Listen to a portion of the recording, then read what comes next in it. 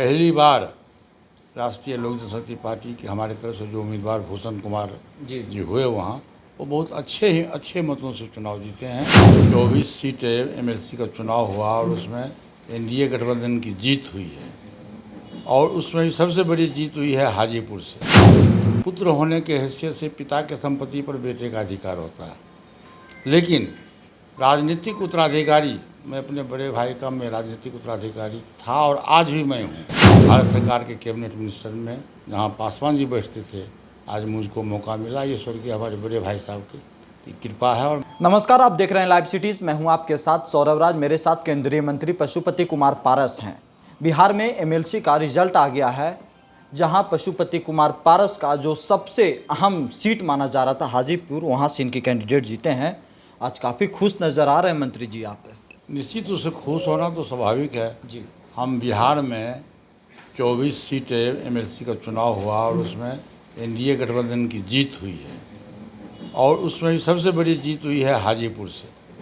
हमारी पार्टी टूट गई थी और टूटने के बाद पहली बार राष्ट्रीय लोक जनशक्ति पार्टी के हमारे तरफ से जो उम्मीदवार भूषण कुमार जी हुए वहाँ, वो बहुत अच्छे मतों से चुनाव जीते हैं। इसलिए मैं हाजीपुर की जनता और बिहार की जनता और प्लस एनडीए के जो हमारे साथी हैं, देश के नेता हों, प्रदेश के नेता हों, और बिहार का जो हमारा वर्कर्स है एनडीए गठबंधन का, और ख़ास करके लोग राष्ट्रीय लोक जनशक्ति पार्टी का जो मेरा वर्कर है, कार्यकर्ता है, मैं उनको तहे दिल से बहुत अधिक मैं बधाई दे रहा हूँ। देखिए, पिछला उपचुनाव में आपके जो समर्थित कैंडिडेट थे, वहाँ पे आपका काम भी देखने को मिला।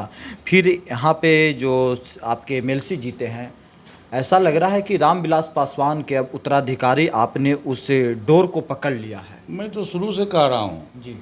जब से हमारे बड़े भाई साहब नहीं रहे जी।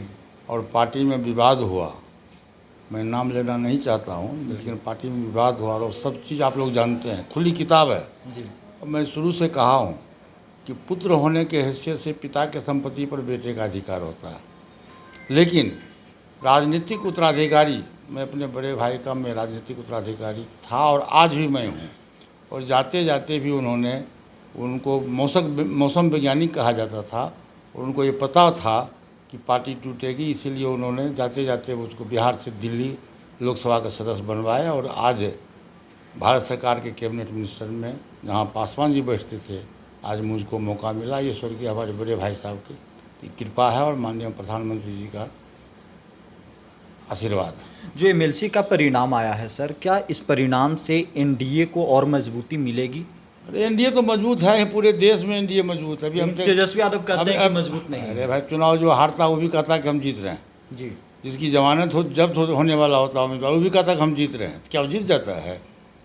ये देश में एनडीए का लहर है। मैं बार बार कहता हूँ कि देश में एनडीए का लहर है। अभी 5 स्टेट का चुनाव हुआ जी। 5 स्टेट के चुनाव में हम 4 स्टेट में हमारी जीत हुई, हम एनडीए गठबंधन की जीत हुई, भारी बहुमत से जीत हुई।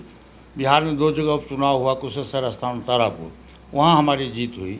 अभी 24 सीट में हम जीत रहे हैं, 16 से 18 सीट हम जीत रहे हैं जी। तो एनडीए की जीत है। अभी आपको उपचुनाव होने वाला है जब मुजफ्फरपुर बोचहा में जी। अब देखिएगा हमारा जो एनडीए का कैंडिडेट है वो भारी बहुमत से जीतेगा। बिहार एनडीए में सब कुछ ठीक है ना? 100% ठीक है। आप लोगों के दिमाग की उपज है जी।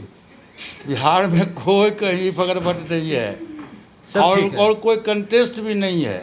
देखिए, प्रजातंत्र में विपक्ष यदि कमज़ोर होता है तो विपक्ष बिहार में और पूरे देश में कमज़ोर है।